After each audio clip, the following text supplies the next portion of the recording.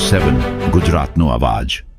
નમસ્કાર દર્શક મિત્રો, i7 ન્યૂઝ ગુજરાતીની સાથે હું છું આપની સાથે પાયલ બામભણિયા। તો જોઈએ આજના મહત્વના સમાચાર।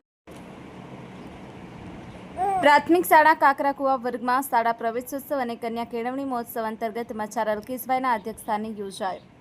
મળતી માહિતી મુજબ કાકરાકુવા ગામના આગેવાન એવા મચ્છાર અલ્કેશભાઈના અધ્યક્ષસ્થાને કાકરાકુવા મચ્છાર ફળિયા વર્ગમાં પ્રાથમિક શાળા ખાતે વિદ્યાર્થીઓને ઉત્તમ શૈક્ષણિક સુવિધાઓનો લાભ મળે તેવા શુભ સંકલ્પ સાથે બાળકોને દફતરની કીટ અને મીઠાઈ ખવડાવી અને બાળકોની શાળામાં વિદારંભ કરાવ્યો હતો।